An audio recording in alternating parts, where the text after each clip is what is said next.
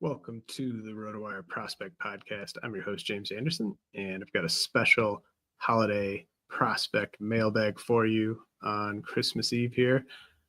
First, I just wanted to say thanks for all the nice messages I got and those responses. Could definitely feel the holiday cheer coming from you guys. And I submitted calls for questions on Twitter and the RotoWire Discord channel and Blue Sky. And Twitter was still the dominant source of the questions. So found that interesting for as much kind of engagement and stuff as I'm getting on Blue Sky. And as many of you are in the Discord room, it's still Twitter where a bunch of the questions came from. So interesting stuff.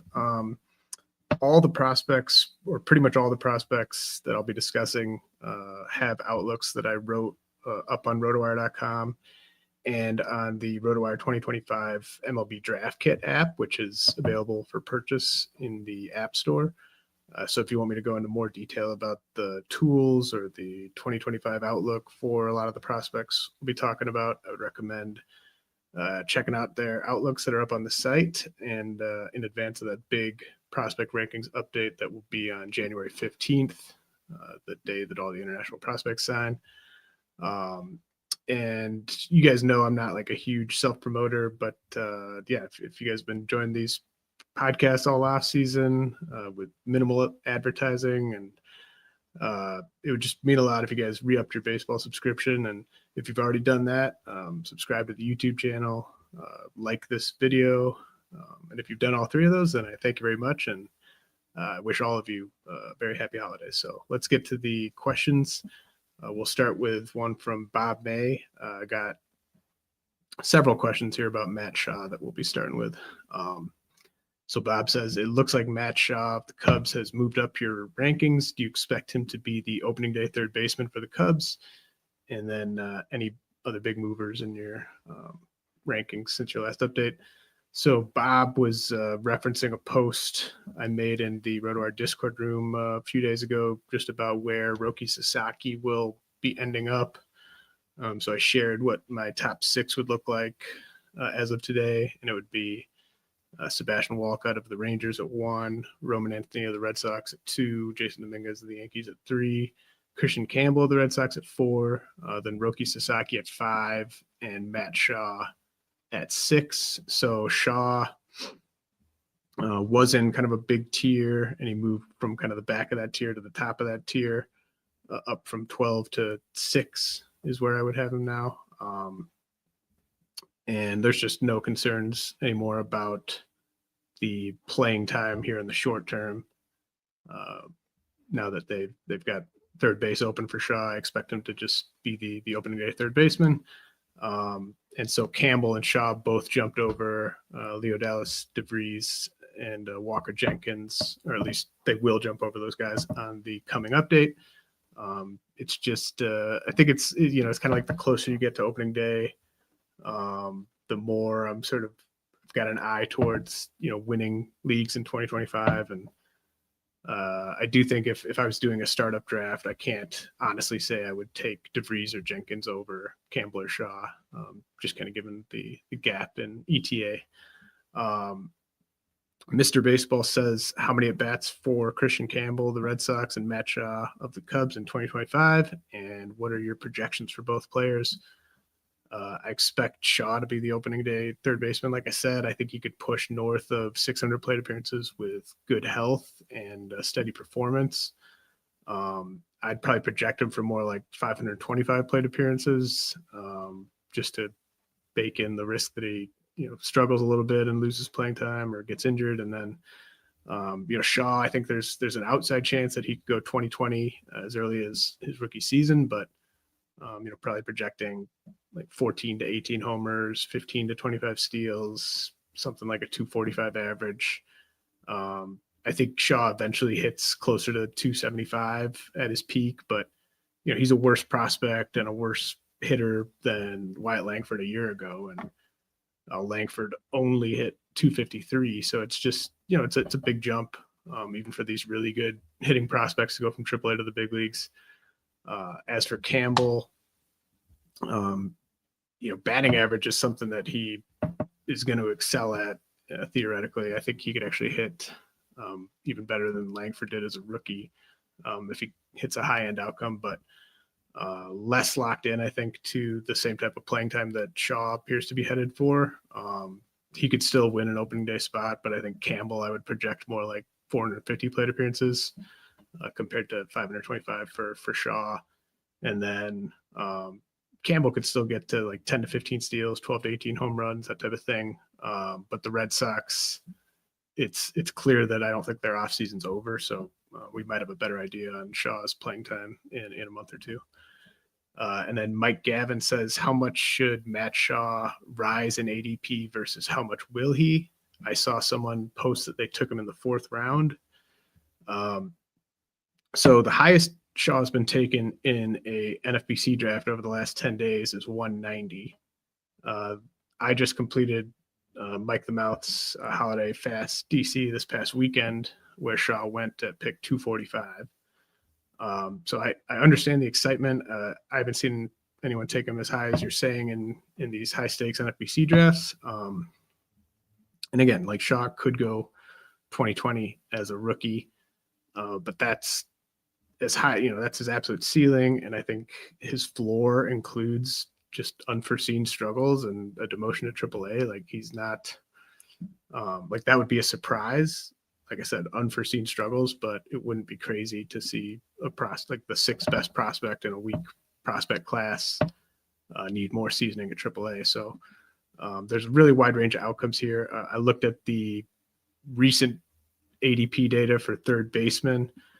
And like of the third baseman who sometimes go past pick 100, you've got Alex Bregman, Luis Rengifo. I would definitely take Bregman and Rengifo over Matt Shaw. And then you've got Eugenio Suarez, Alec Boehm, Isaac Paredes in that sort of 170 to 190 range. If you wanted to go ceiling over floor, I think you could justify taking Shaw over Suarez or over Boehm or over Paredes. I think those three certainly have a higher floor than Shaw.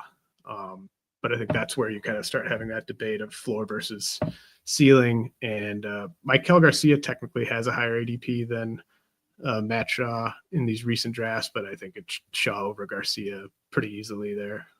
So top 20 third baseman for Matt Shaw right now, but I don't think you can take him even in like the mid 100s when guys like Alex Bregman and Luis Rengifo are sitting there.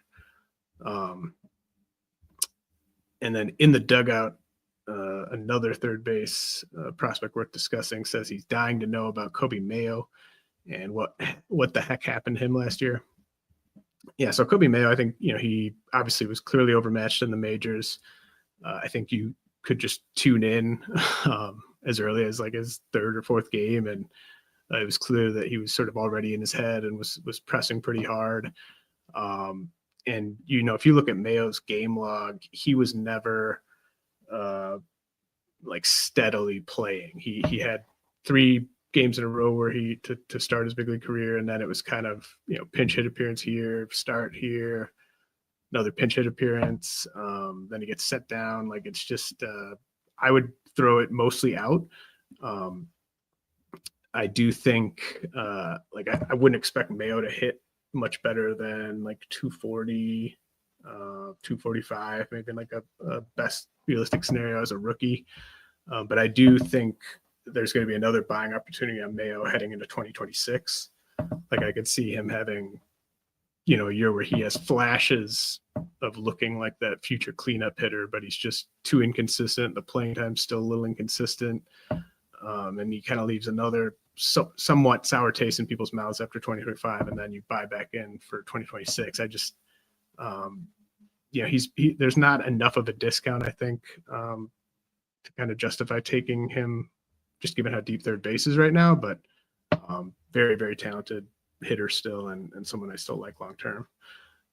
Paul Mack says, what do you think Shohei Ohtani's pitching line looks like in 2025? I have him in a daily lineup league, so I can switch between him at UT and pitcher, and my staff looks pretty decent if he can be counted on as a top 10 to 15 SP, but I'm nervous he won't get a lot of innings since the Dodgers won't need to push him.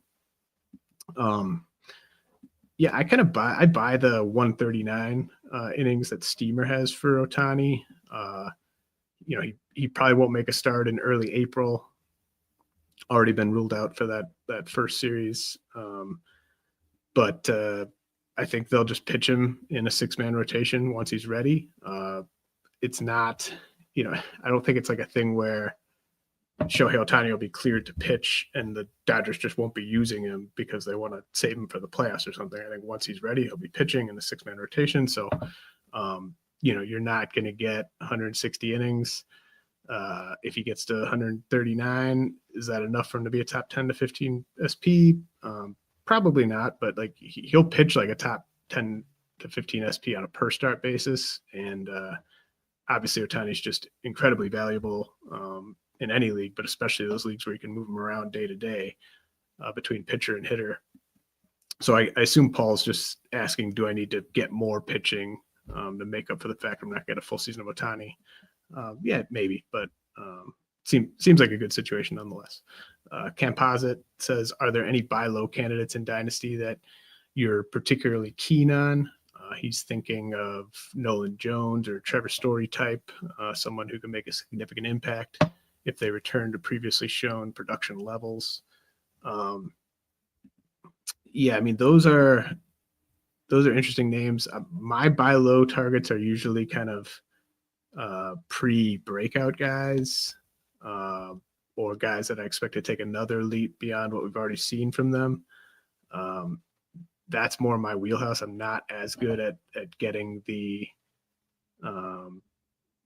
post type guys like a Trevor Story type. I'm not very bullish on Story just because of his age and his injury history, and even if he stays healthy, I think he's going to hurt my batting average. Nolan Jones, I think he's a bit more interesting just given the age, but another guy who's probably going to hurt your batting average. Some guys that I like sort of buy lows in Dynasty are Mason Wynn of the Cardinals. I think he's going to kind of keep ascending sort of small levels on the shortstop rankings in Dynasty, and he's just so young and he's so locked into playing time. Tyler Soderstrom, if you want a cheap first baseman with the Athletics. Andy Pages, I think this is maybe a time to buy, just given the uncertainty around the playing time with the Dodgers. I do think Pages is going to be an everyday big leaguer at some point, if not at some point this season. And then John Kenzie Noel, who I mentioned, I think earlier. Or no, I think I'll be mentioning him later. But yeah, John Kenzie Noel, I love. Talked about Dr. Dave with him at the end of last week's episode. And then Johnny DeLuca, I think with the Rays, could emerge as a everyday guy this year. So those are some buy low options in Dynasty. And then Paul Max wants to know if I'm buying a Gavin Williams breakout or if I should trade him while he still has value. Dave and I didn't mention Gavin Williams on our injury avoid podcast last week, but I think just Williams' fastball velocity, he's averaging 96.6. And the recent arm trouble, missed the first 3 months last year with an elbow issue.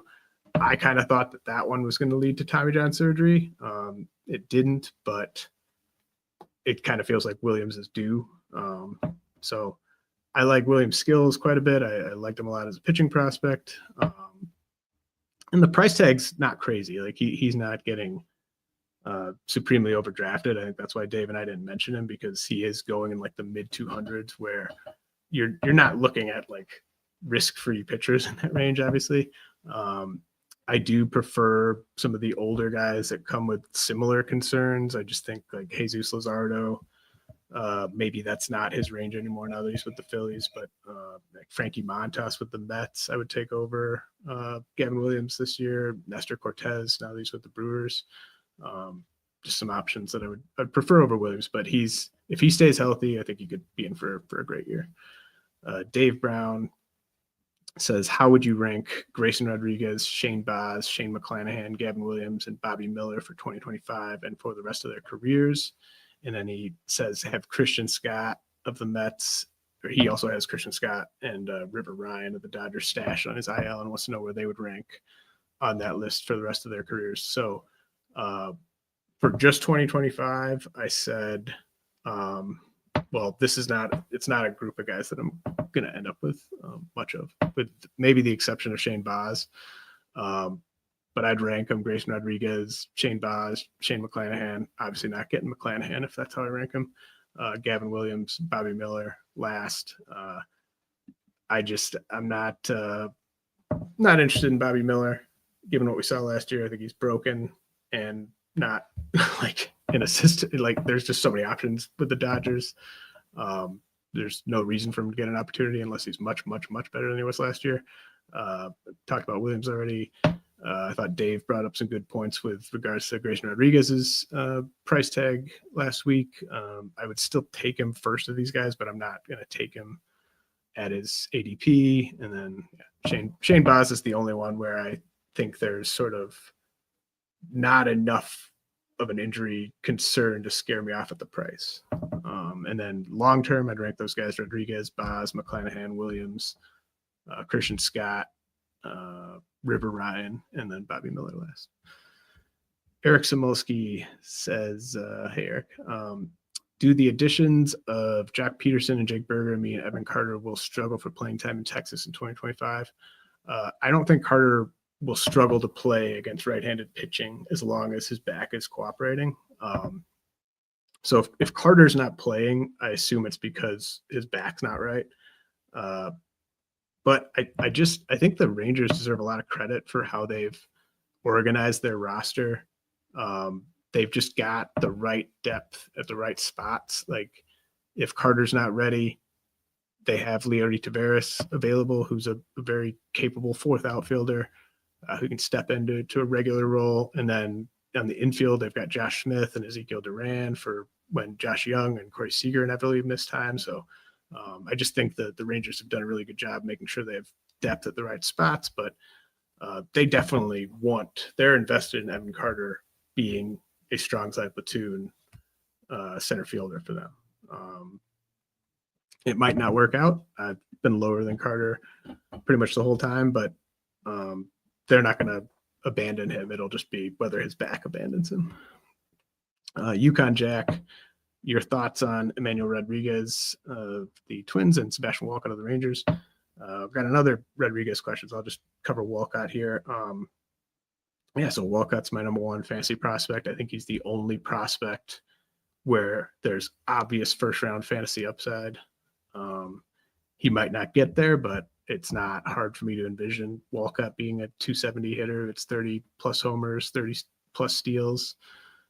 So it's first-round caliber tools. And then I think it's just going to be really interesting to see how his 2025 goes. It's going to be a really interesting subplot for just how much time Walcott needs at AA. Like, he could spend the entire year at AA, but it's also possible he only needs a couple months there, and that would be really exciting. So love Sebastian Walcott. And then F Troop 888 wanted to know about Emmanuel Rodriguez of the Twins. He says he's got a unique hitting profile. Who would be an MLB player with a similar profile to compare him to? Yeah, so Rodriguez is quite tough to peg. He knows the strike zone very, very well. He rarely swings in the first place, and then very rarely chases pitches out of the zone. But he does take really big cuts when he does swing, and he misses plenty of pitches in the zone.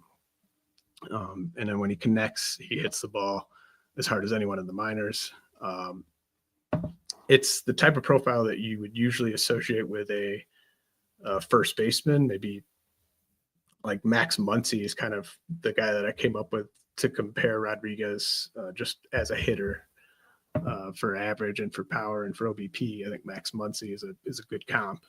But then throw in the fact that he can also steal 15 bases and maybe provide value in center field. That's what makes him a really interesting real life prospect. So for fantasy, like, if Max Muncy was an outfielder who also stole bases, that would be my Emmanuel Rodriguez comp. All right. Doug B says, every offseason there are some very young guys who get overhyped and folks plant their flag.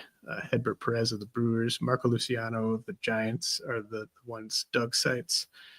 And then he says, who are this year's And then he suggests Zyhir Hope of the Dodgers and Jesus Mate of the Brewers as this offseason's very young guys who get overhyped. So yeah, I think that's true about there's always examples of guys that get overhyped, but there's also always examples of like Jackson Churio or Junior Caminero, of guys who get hyped and then meet the hype or exceed the hype.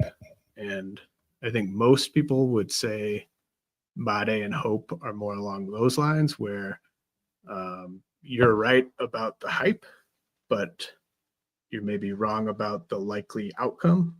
Like, I don't think like it, Zyhir Hope and Jesus Mate could bust, but I don't think it would be one where it'd be like, well, this is clearly why you could have seen that coming. You can always just say like, well, you could see it coming with Jesus Mate because he's only played in the DSL, but there aren't any scouts that like watched Jesus Mate in the DSL and are like, yeah, I don't think this guy's going to hit. If you want to come up with some guys that maybe could fit more into the Hedbert Perez Luciano, like getting overhyped thing, maybe even Mate's org mate, Eric Batanti. I think he's got very high approval rating on prospect rankings, but I could see Batanti just not hitting enough against upper level pitching to make it. He could maybe end up going the route of Marco Luciano. Hedbert Perez is just, I take some blame for the Hedbert Perez one because I really messed up Hedbert Perez's ranking. But like, if you're looking for who's going to be the next Hedbert Perez, you have to look for someone who hasn't had any full season success, because Hedbert Perez only succeeded in the Arizona Complex League. So, I don't think there are a lot of obvious examples of guys who are getting overhyped amid Hedbert Perez, like that type of trajectory. Maybe you could say Eduardo Quintero of the Dodgers, but unlike Perez, Quintero's got big time speed, big time athleticism, big time defense, a really good hit tool thus far.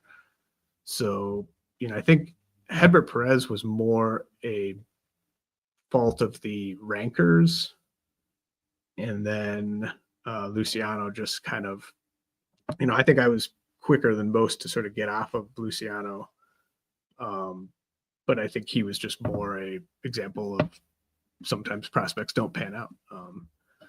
So I think it's easier to look at potential Luciano comps, and that's where I came up with Eric Batanti. But Eric Batanti's definitely, he'll be a top 100 prospect probably on the next update, but I don't think just looking for who are the most hyped up prospects, they're probably going to bust, because that's basically what you're saying with Zyhir Hope and Jesus Mate. They are the most hyped up prospects, but I think they're hyped for good reason.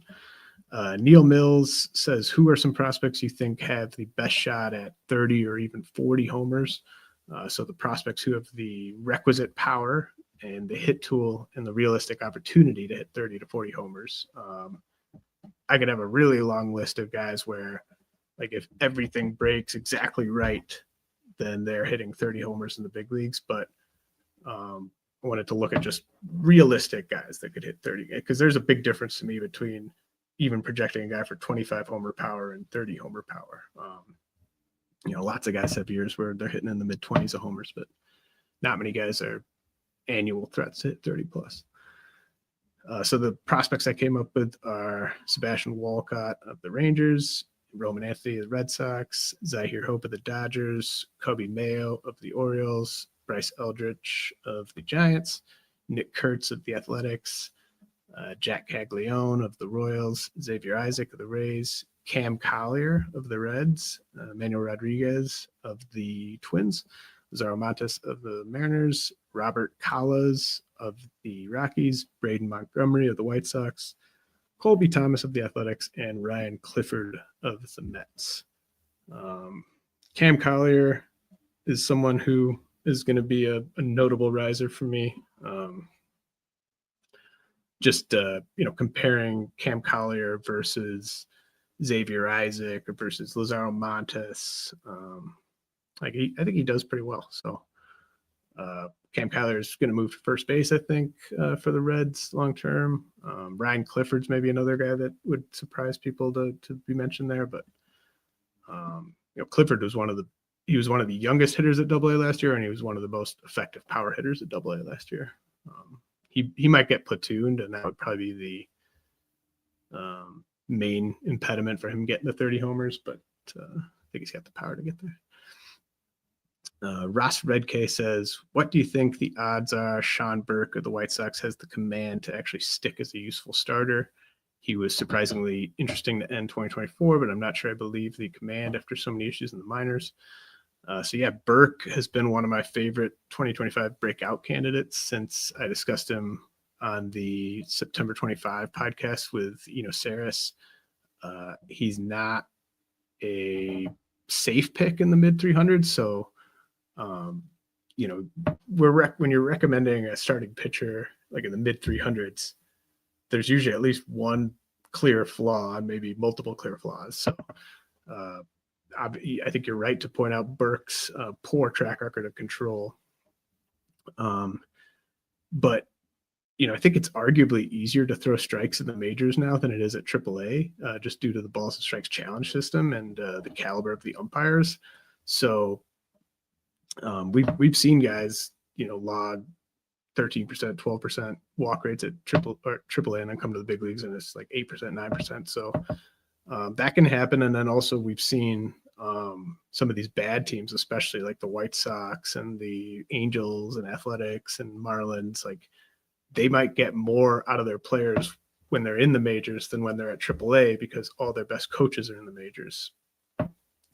So I think there are real reasons why he would throw more strikes in that big league stint than he was throwing at AAA. But I would also point out, in addition to his poor strike throwing track record, Sean Burke has some durability issues on his track record. I think the most he's thrown in a season are like 85, something like that. So I don't think you can project him for more than like 130 innings, but just as a high upside starting pitcher with some risk in the mid 300s, I like Sean Burke still. But for those reasons that we talked about, the command, the durability, track record, you don't want to push Burke too much further up draft boards. I think he's already kind of going close to an area. Like I didn't get him in my fast DC this past weekend because I just didn't jump him high enough, but I still got plenty of guys I wanted, so I didn't view it as an error or anything like that. But like if you're not getting Sean Burke, I don't think that means like pop him at pick 285 next draft. Mike Gavin says, how does the Jesus Luzardo trade impact Andrew Painter in redraft? It doesn't impact how I was valuing Painter. Been consistent really all off season, and we talked about it mostly, I think, on the podcast I did with Jeff Ponce a couple months ago. But Painter was just overpriced in the market.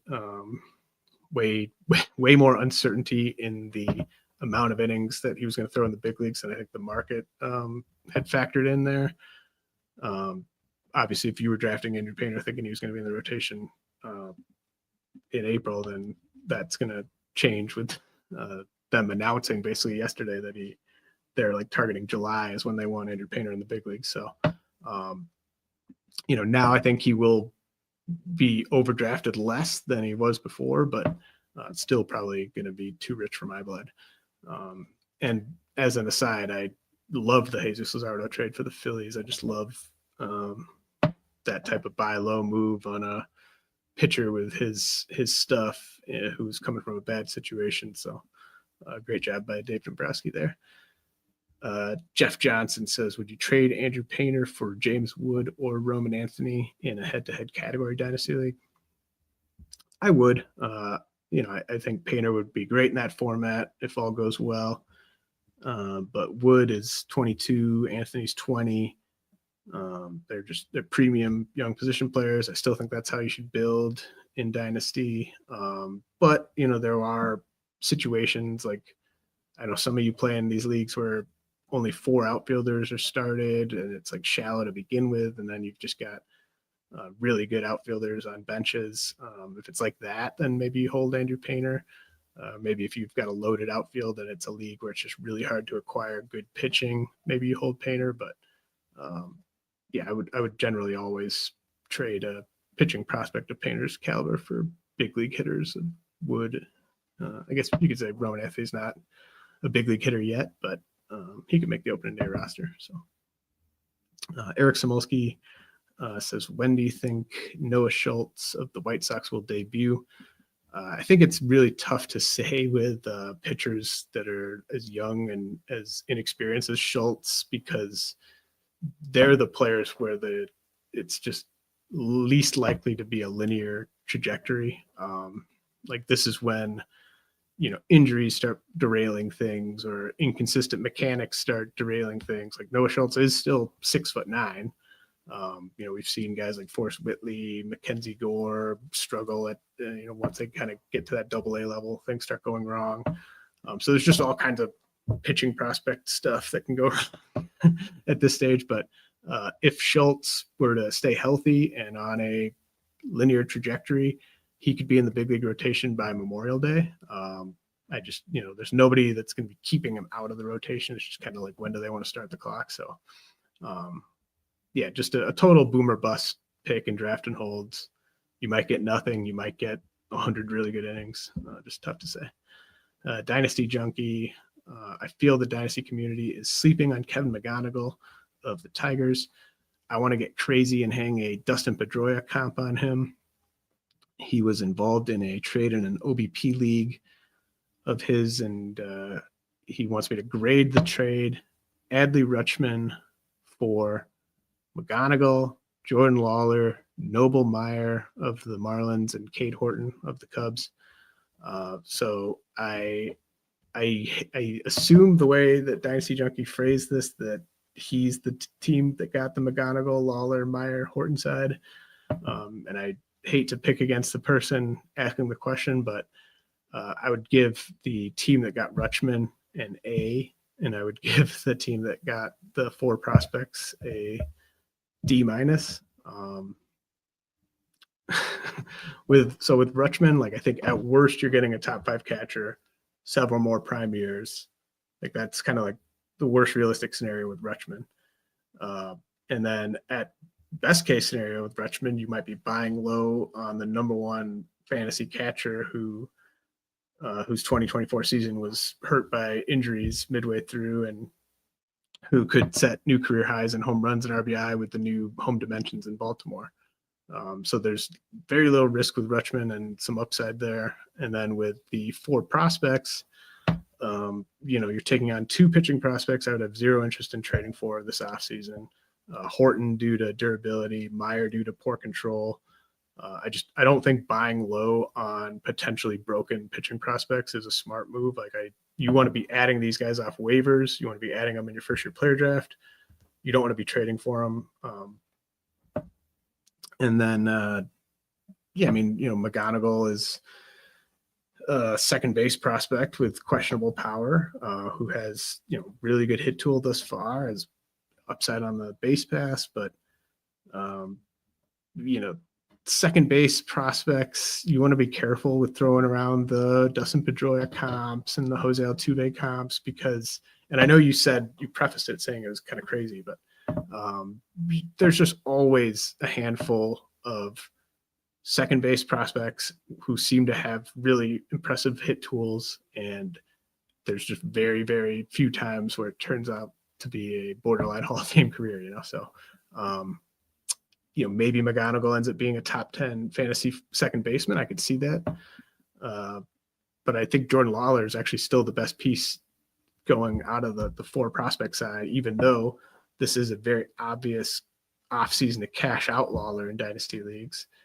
And the team that's cashing him out somehow was able to make him the headliner for Adley Rutschman. Like it's just a massive win for the team getting Adley Rutschman there. And yeah, and like with Meyer and Horton, like I just assume you're getting two relievers there. Like they could both make it as starters still, but I think just given the facts we have available to us, I don't think you can confidently project either guy as a starter for the reasons I said. So like I'm not even valuing those two parts of the deal. Like I'd rather just have a third prospect I actually like than those two.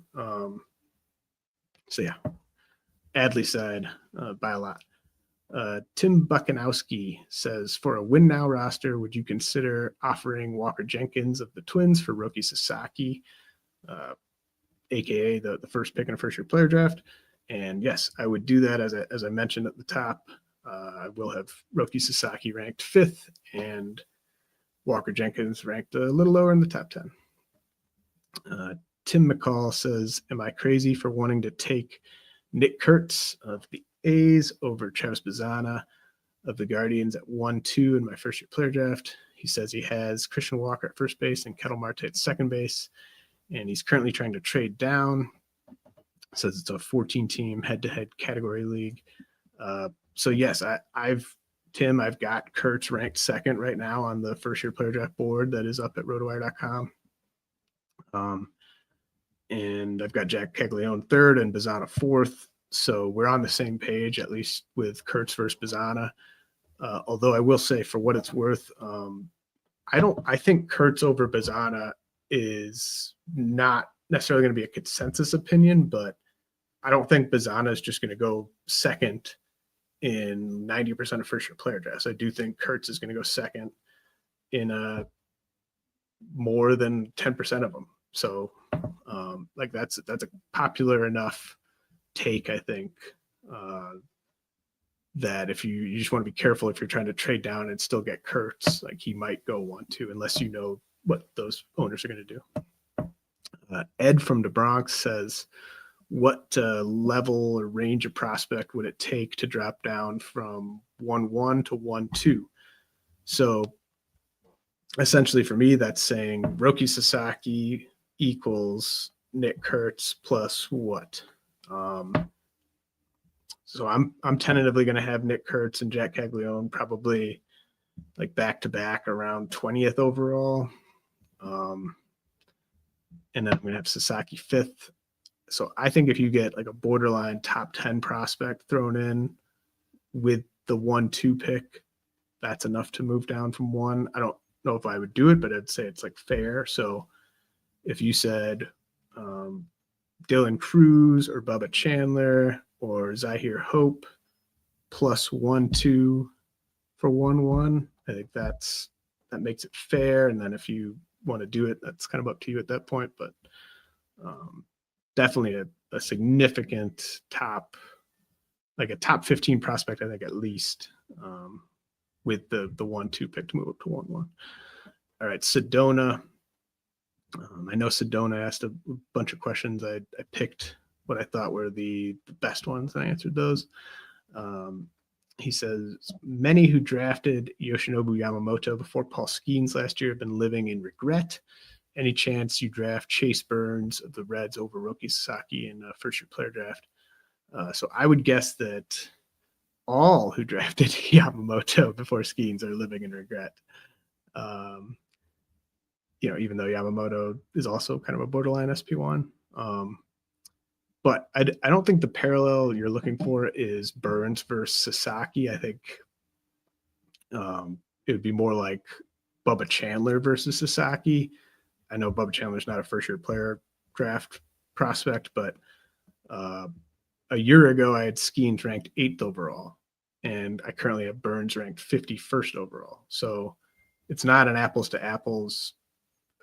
I'm not saying like I'm 100% right. Like obviously I could be wrong about the gap between Burns and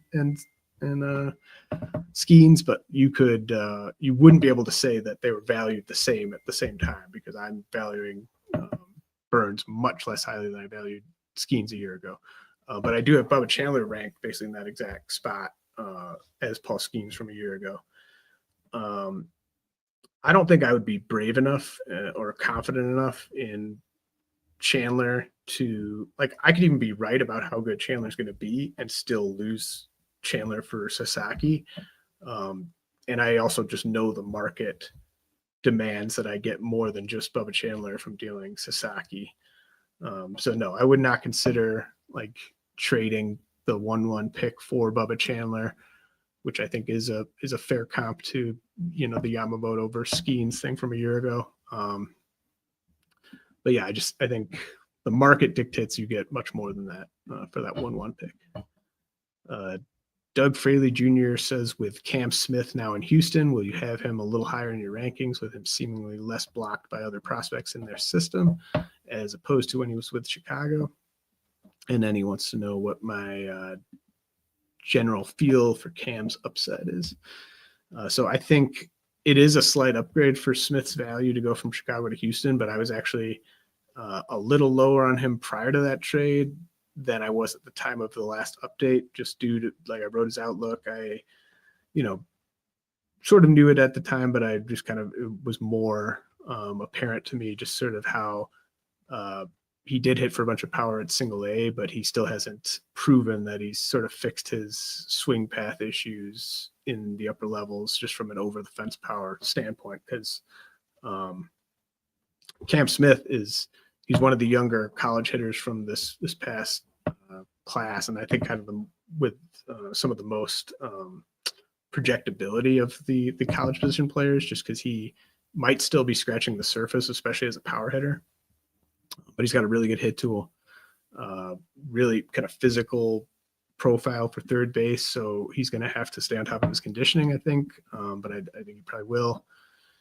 And so, I think the floor on Cam Smith is something kind of like Heimer Candelario, where he's still going to just have a long big league career because of, he's going to hit the ball hard enough and often enough to just carve out a long career. And then can he figure out how to get the ball in the air more often? If he does, he could easily be a 25 to 30 homer guy. So I did like the move for Cam Smith, but he's probably just going to stay right where he was, late 20s. I assume that's still pretty high relative to consensus of having Cam Smith as a top 30 prospect. Jason Q, if you can't tell, I threw a bunch of first-year player draft questions together. Jason Q says, my 8-team, and then in parentheses, he says, I know, Dynasty League has open waivers and doesn't do a first-year player draft because of ESPN. Jason says last year when he realized he wasn't going to do so hot, he snagged Travis Bazzana, Charlie Condon, Jack Caglione, Christian Campbell, JJ Weatherholt, and Nick Kurtz, all FYPD guys except for Christian Campbell. And then Jason says, did I cook? Well, I'm guessing that if I looked at everything you did, I would probably conclude that you focused too much on quote unquote rebuilding and loading up on prospects rather than trying to add potential big league breakout players. Maybe I'm wrong. Maybe that's not feasible. Maybe you roster too many guys, but generally in an 8-team league, you shouldn't ever need to rebuild your roster. You should just be able to pay attention and make adds in season. And, if in an 8-team league, even a dynasty league, I would guess that guys like Lawrence Butler or, Xavier Edwards might have been just free agents at some point last season, let alone, who knows how many pitchers popped up during the season. So that's what I would be wanting to do, especially in an 8-team league, is which guys can I pick up that are actually going to be valuable to me, maybe even as early as a couple weeks from now. As to the prospects you added, obviously you did very well adding Campbell. He's a top 5 prospect. He'll help you in 2025. The 2024 draftees in an 8-team dynasty league, I don't think they're that special, but Nick Kurtz, Caglione, Bazzana, Weatherholt, fine pickups. And then I can't imagine Charlie Condon as someone I'd want to roster in an 8-team dynasty league, but your league better than I do. Prospect Sherpa says, I have a handful of third-round first-year player draft picks this year. Who are the Luke Keyshaw, Kevin McGonigle mid-round types who could quickly jump into the top 50 of prospect rankings? So it's always a good question, but it's not a good first-year player draft class. And I don't honestly like anyone that I have a 3rd round grade on enough to recommend them as a potential Keyshaw McGonigle type. Ryan Waldschmidt of the Diamondbacks is a favorite of mine. And, he went late enough in the real draft that maybe he could be available like late 2nd, early 3rd round. JD Dix also with the Diamondbacks, but a prep hitter. Maybe he's available in the 3rd round. He's kind of got some similarities to McGonigle. And then I'll link to this in the article, Prospect Sherpa, but I have tiers in the first year player draft rankings. And, really after tier 3, which are prospects 11 through 20, once those guys are gone, I'm looking to trade down. I'm looking to trade out. Probably looking at taking prospects that weren't from the 2023 or 2024 class. So 3rd round in this class you might have just missed kind of the wave where all the guys I like are going, but maybe not. And there is probably enough dissenting opinions in this class that guys that I think are top 20 guys could certainly fall into the 30s. All right, Scott Corlander says, for those of us who were drafting the likes of Angel Feliz of the Nationals and Joshua Lugo of the Angels in our FYPDs last year, but missed our shot at Jesus Mate of the Brewers, is there anything we can learn that will keep us from missing the next Jesus Mate? So I looked back at my rookie level hitters preview article from last year, and Feliz and Lugo, I had double plus for pedigree and power with no other distinguishing characteristics. Like I do pluses or minuses for guys on these different, things like power, pedigree, speed, that type of thing. So Lugo and Feliz, big power, big pedigree, not much else to kind of differentiate them.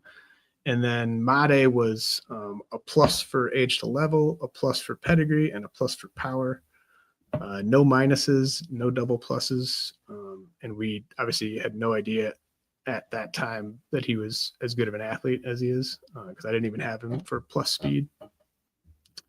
But so my theory from like Scott's question, what can we do to help us from missing the next Jesus Mate? I don't like that combo with Feliz and Lugo, of the plus pedigree and the plus power. Like I think that's just, and a lot of the big bonus guys have that profile, but you want like a good athlete who's going to grow into power like Jesus Mate. You don't want the guy that shows up to the complex with power and needs to figure out how to hit in games. It might not run at all, might not add value that way. And then also just the age to level aspect being in Mate's favor. So like if you're looking at like a younger 17-year-old in the DSL who, might just kind of be good across the board, or at least that's the scouting report, that's probably where you want to look. And just kind of anecdotally, the guys where it's just like, oh man, he hits for a ton of power, that, that's kind of like a showcase trait. Like that doesn't necessarily even mean that these guys are hitting for power in real games against real pitching. So just looking for kind of more well-rounded skill sets from the J15 class than and also the guys, the massive pedigree guys. Sometimes that turns out great. But also that's where you get the guys that agree to deals at 14 or 15, and then their baseball skills or their body regresses since then. Whereas the guys that get the 6-figure deals and the 5-figure deals, those might be agreed to later in the process where there's actually, something leading the team to want to give that guy a deal closer to the age when they sign. Sean Calvig says, would just love to hear your thoughts on the landscape of some of the lower ranked pitchers and how you're approaching them. Guys I've been looking at are Jackson Baumeister of the Rays, Cole Drake of the Rangers, Yoniel Carrette of the Rays, and John Carlos Lara of Atlanta, and Sean Sullivan of the Rockies. So Sean says, do you like the upside in this range? Avoid it altogether? ? Well, it's definitely quite a range because I have Yoniel Carrigg ranked kind of in the middle of my top 100, and he'll be there on the upcoming update as well. And that ranges all the way to Sean Sullivan, who I don't have ranked at all, just because he's, Sean Sullivan, if you want to roster him, I'm not going to say don't roster him. Like he's certainly a top 200, top 250 type of prospect just based on skills. It's just, I think he's better than like the Chris McMahon, Ryan Rollison type of Rockies pitching prospects, but he's not at that Chase Dolander level where I can envision Sullivan being someone that I want to actually use in some home games. And there's different formats where a Rockies starter might be more valuable to you than others, but and then so I love Carrigg. I think he's just a big time sleeper, even though people are kind of getting hip to it. I probably am still quite a bit higher than most people. Monster stuff, and it's just some of the easiest type of gas you'll see. Like it's kind of like Paul Skeens, where it just doesn't seem like he's trying that hard to throw as hard as he is. Like Carrigg kind of has that same type of special arm speed, and seemed to really improve his command and control as the season went on last year. That'll be a big thing for Carrigg to kind of prove early this year, is that those were legitimate gains. And then Jackson Baumeister, borderline top 100 prospect since getting traded from the Orioles to the Rays. He's a ton of upside. Love that call. If you can add him on the cheap, I would do that. Cole Drake and Giancarlo Lara are more just flyer types. You see the upside, you see kind of the obvious flaws. So just a very wide range of how I value those 5 pitching prospects. I generally, like, to your question, I love adding and rostering pitching prospects before they get popular. Like the value of full season pitching prospects changes so rapidly, especially relative to hitters at like high A, double A. You can have like a pitching prospect go from like unrostered in most dynasty leagues to a top 150 prospect in a matter of weeks. So I love doing that in season, but the middle of the winter is just not that great of a time because these guys just are losing their sleeperness, right? Like, Neil Carrett's not really that much of a sleeper. Thomas Harrington of the Pirates isn't really a sleeper anymore. So these guys the secret's kind of out on them at this point in the calendar. Cody Martin, speaking of Thomas Harrington, Cody Martin says, who are some under the radar Pirates prospects that I could try to acquire in a dynasty league? Bubba Chandler seems untouchable right now. So yeah, I think I would still try to get Harrington this offseason, even though I keep missing on him in draft champions leagues. He's got a really deep arsenal. He's got 5 average or better pitches. He's got arguably, I think you could argue that Thomas Harrington has the second best command of any top 100 pitching prospect behind Andrew Painter. You could certainly argue against that, but like it's plus command. Thomas Harrington is going to be a good starting pitcher for a while. And other Pirates, under the radar Pirates, Cody says, I think Mike Burrows, Hunter Barco, Carlson Reed, Levi Sterling, 4 more pitching prospects who I really like. I think Ashcraft is overrated just due to the amount of injuries. I just don't think he's going to make it as a starter. But Braxton Ashcraft is probably a bigger name than most of those guys, but overpriced, I would say. And then if you want to look for a real under the radar Pirates prospect, I'm kind of a sucker for Tony Blanco Jr. right now.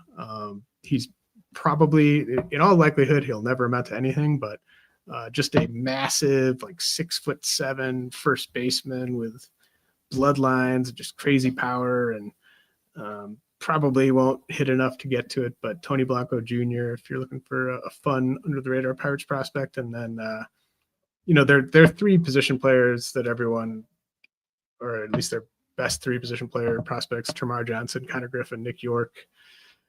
I don't think those guys are under the radar at all, but those are their 3 best position player prospects.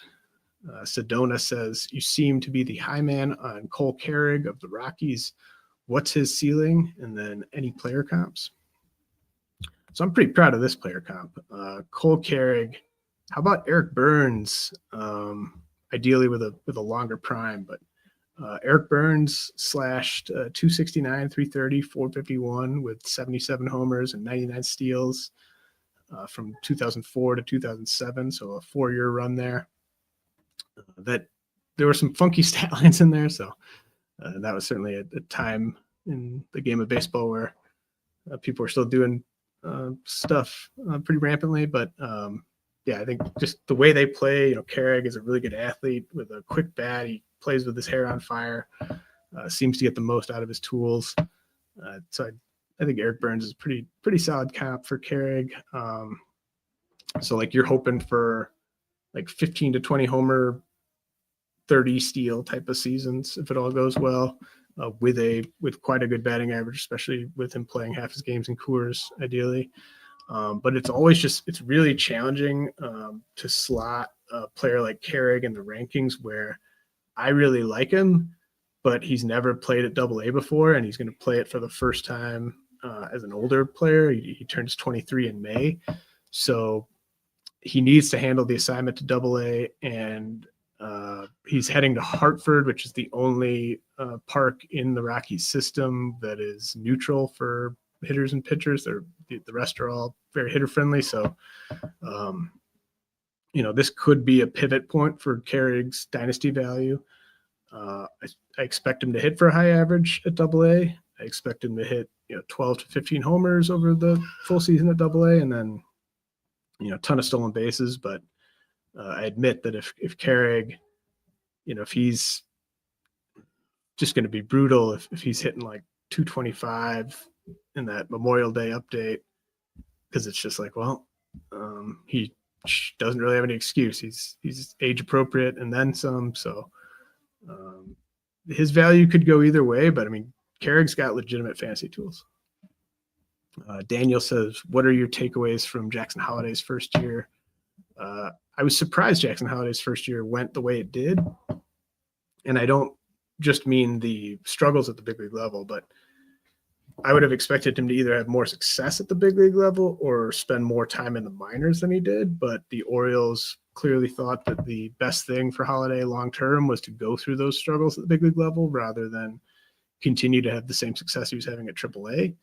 I'm still a big believer in Holliday long-term, and I think he'll have a huge breakthrough season at the big league level, but it could be more of a 2026 thing than that's going to be his age 22 season. So he's heading into his age 21 season now. And, I think it's a lot to ask for him to go from just bad to more than kind of mediocre. And then I think he can go from mediocre to breaking out in 2026, but probably still going to platoon him this year. So, there's upside in taking Holliday where he's going. I haven't ended up with him anywhere, but I do like him long-term, especially kind of starting in 2026. Brett Davis says, after his rough regular season coupled with an impressive Arizona Fall League, what is your outlook for Colson Montgomery of the White Sox? I've been lower on Montgomery for a while, but I did think the AFL success was a legitimate step towards buying him as someone who could possibly keep their head above water this year in the majors. I don't think he's going to hit for a high average or steal bases. He could be passable with OBP. He could hit 15 to 20 homers like a full season type of pace. Just Colson Montgomery is not a good fantasy prospect, but he has a floor in OBP leagues due to how much playing time he figures to get in the coming years. Kenneth James. Second base is a black hole for me right now. Last year, I wasn't playoff bound, so I traded Jose Altuve for Tristan Casas. Who should I trade for that A should be up in 2025 and B has a decent chance of helping me at second base for the foreseeable future? Okay, so some ideal trade targets. I have no idea whether you're trying to shop big or shop bargain, but like if you could just go out and trade for anyone, I would recommend Jordan Westberg, Luis Garcia, Christian Campbell. If you want to be more realistic, and this is more of a competitive league where it's tough for you to get your hands on that caliber of second base options, I think Caleb Durbin, New Brewer, Otto Lopez with the Marlins, Nick York with the Pirates, Michael Massey with the Royals, and Lennon Sosa with the White Sox. Those guys should all be pretty cheap. And I think that they, like Westberg, Durbin, York, and Sosa are all going to see time at some positions other than second base, I expect. But I do think they'll all play enough at second base to be eligible there in 2026. So yeah, I think that should give you some options at different price points at second base. Big Goof says, if Chase DeLauter is healthy, do you think the Guardians start the season with him and John Kenzie Noel as the right field platoon? And also, everyone has Juan Brito penciled in at second base, but I think they'll give Angel Martinez the first chance since he already has MLB service time, and he's curious what I think. So some Guardians depth chart type of questions here. So if Chase DeLauter is healthy and has a great spring training, I think he could make the team, probably would make the team. Weird to say this about a outfielder, but you kind of want to use the bullets in Chase DeLauter's legs before he goes the way of Yordan Alvarez and has to move to DH. So yeah, if he's healthy and he is one of their best outfielders in spring training, DeLauter could definitely make the team.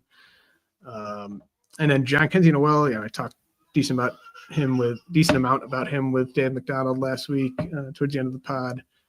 I think he's got a high ceiling and a chance to hit his way into more playing time, but right when they send Josh Naylor back and they bring in Carlos Santana, so Noel is going to have to earn the type of role I want him to earn, but I don't think he's just got to be a guy who only plays against lefties. As to the Juan Brito part of that versus Angel Martinez, I would have agreed with you, but I think Ken Rosenthal mentioned in The Athletic on December 11th that the club sees Brito taking over in the short term, and then obviously Travis Basallo in the long term. It could be an open competition, I think, in the spring, maybe, where it's Brito versus Martinez. And, Martinez, he does have more of a bench infielder type of profile than Brito, because Brito can only play second base, to my knowledge. And Martinez obviously can move all around. Like he saw plenty of time in the outfield last year. So you could get by more with Angel Martinez being one of your bench bats than you could Brito. Like if Brito makes the team, I think he's just going to play until he isn't playing well enough, and then he'll go to AAA. Too close to call for me so far, but I don't really love any of those guys. Like I like Brian Rocchio the most of their middle infielders because I know he's going to play, or at least I think I know he's going to play. Brito's pretty cheap right now though. And he's, he could hit like 15 homers as a rookie if he's playing a bunch. But he's not a speedster, which is kind of the crappy thing. Like most of these Guardians middle infield prospects are sort of hit tool speed and questionable power, whereas Brito, it's sort of power and questionable other stuff. Yukon Jack says, can you discuss your personal evaluations of Carson Williams of the Rays, Samuel Basallo of the Orioles, and Jack Leiter of the Rangers for 2025? So for 2025, I think Carson Williams, he should be up mid-season. He should hit for a low batting average. And then I think he might potentially break out in 2026. I've mentioned like a Trevor Story type of ceiling for Carson Williams without the aid of Coors Field. I still think that's quite possible for him, but I think he would hit for around the Mendoza line in the big leagues this year. Samuel Basallo, I think he's going to have a long career, maybe kind of like a Victor Martinez type of career where he plays as many games at DH as he does at catcher. But I don't think Basallo is going to be a viable fantasy option in 2025. Sometimes these guys who are just young at every level, they just blow away your expectations. But I think Adley Rutschman would need to get hurt. Like they've clearly backed up Adley Rutschman enough at catcher. They have these guys like Coby Mayo and Heston Kierstead just begging for any opportunity at DH. So I just don't like Basallo for 2025. Leiter, boom or bust. I can't believe it, but I actually do have a share of Jack Leiter just because he was falling in a 50 NFBC 50 I was doing earlier this offseason. But I would bet against Jack Leiter as a starting pitcher this year. High risk of injury, just given how hard he's throwing, and like he's starting to throw harder, and he's the command is just all over the place, incredibly inconsistent. So there's just a lot of ways it could go poorly with Leiter, but he does have a fastball that can be quite special when he's locating it, which is not all that often. But yeah, kind of crazy that of those three, I've got a Leiter share, and that's it. But yeah, no, not a fan of any of the three for 2025. Eric Samolsky says, which, if any, Boston prospects do you think will have early season value next year? So yeah, Roman Anthony, Christian Campbell, still kind of murky for what their playing time is going to be in the first half, but I think both Anthony and Campbell will be providing fantasy value at some point early next year. Even if they don't trade anyone, like I still see room where like David Hamilton just moves to the bench. Cedar Rafaela maybe is playing less. Like there's ways where I think they could make one of the pieces fit even without a trade, but I do think they are strongly exploring trades. And then I don't think the Red Sox will be counting on anything from Marcelo Mayer early in the year, but if he happens to be healthy and Trevor Story happens to be unhealthy, you could see Marcelo Mayer. And then the only pitcher I think worth noting here with Boston is Richard Fitz. Not going to head into spring training with a realistic chance of winning a spot, but I think he's going to be an option whenever they need rotation help early in the season. And I think Fitz is better than the numbers suggest last year. Sedona says, Johnathan Rodriguez of the Guardians seems like he's hit at every level while reducing his Ks and increasing his walks last season. Is he just a fourth outfielder? Well, I made my case last week that I think Rodriguez is a strong side platoon corner outfielder. He's been a target for me in my NFBC draft champions. I took him at pick 547 this past weekend, where I was just looking for later round outfielders with power, which is a tough thing to find. But I liked Johnathan Rodriguez. Also took Addison Barger and Gerard Encarnacion back to back there when I was trying to get some outfield help. But, it's obviously crowded in Cleveland. We just talked about that depth chart. I think as long as Stephen Kwan, Chase DeLauder, and John Kenzie Noel are all healthy, I don't see any room for Rodriguez. But if any of those three are not healthy, I think he could, like Will Brennan's the guy who's there right now is sort of the fill-in for those guys. I think Rodriguez has just much more potential than Brennan. So I think if it came down to that, I think eventually the Guardians would look Rodriguez's way over Brennan. David M. DiCenzo says, how do you feel the past season has impacted AJ Smith-Shawver's stock, and what role do you eventually see him settling into within Atlanta's rotation? It's kind of tanked. The last year's kind of tanked Smith-Shawver's value, I think, to a degree. Like he's still someone you got to roster in dynasty leagues, but there's reports. I forget where I saw these and how real they were, but they were real enough that they stuck with me. But just evaluators inside, outside the organization are projecting Smith-Shawver as more of like a setup man. I think I remember seeing that this offseason, and it's too early to just give up on him. He's very young still. He's got decent stuff still.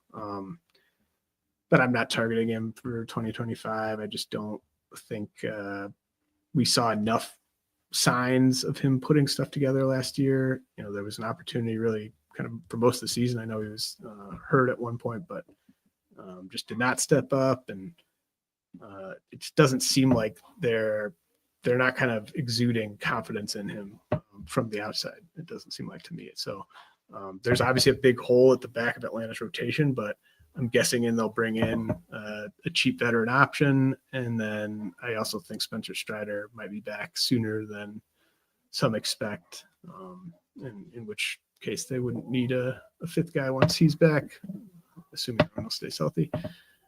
John Braska says, does the Rays picking up Will Simpson in the trade with the A's signal a need for more options at first base? He says, do you think they've soured on Xavier Isaac, and have you soured on him at all after last season? So I think they just thought Simpson was undervalued, which I agree with, and that they knew they wanted to trade Jeffrey Springs. So they put together a very Raysy return package, working with the Athletics.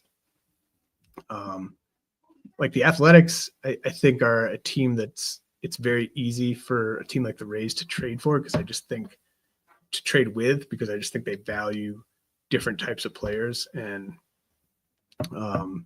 in the case of Will Simpson, I think the A's, probably more than the Rays thinking they needed first base help, I think the A's viewed Simpson as someone they would like to trade because they have Nick Kurtz, they have Tyler Soderstrom, they just don't have any clear path for Simpson, who I think has a chance of being a big league first baseman. So as for Isaac, I wouldn't use the term soured necessarily, especially just with regard to the Rays, but I think everyone should be a little lower on Isaac than they were.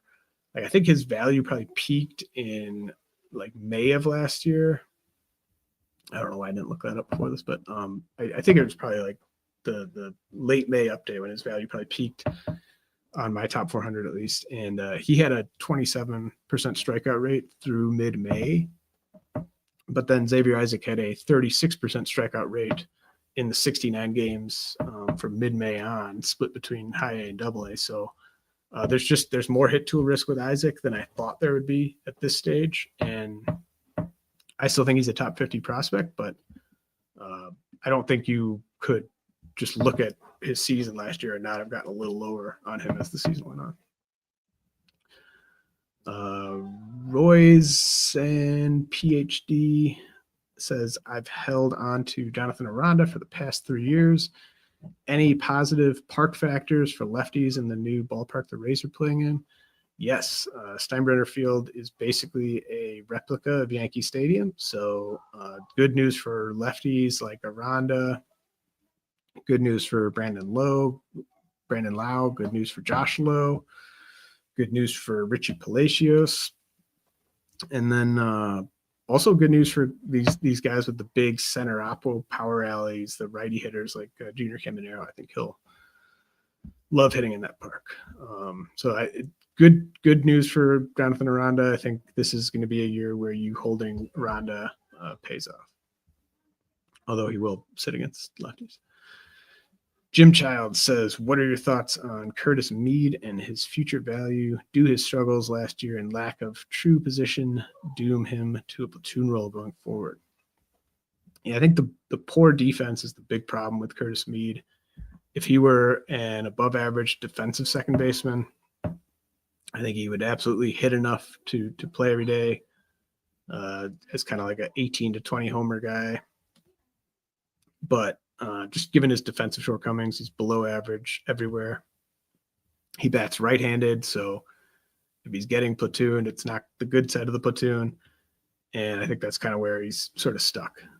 I was on the clock in this past weekend in DC. I needed help at second base. Curtis Mead was sitting there, and I was just like, I don't think he's going to get more than short side platoon work this year. And he's probably going to spend some time at AAA. So I didn't even take Curtis Mead, even though I needed theoretically what he could bring to the table. So his value is just really low right now. I see a bunch more questions. Got stuff on Moises Chase. Got something from Doug Dennis on some deep prospects. Get to all that stuff in the article version of the podcast that I will post tomorrow on Christmas Day. So thanks to everyone who tuned in, and enjoy the holidays.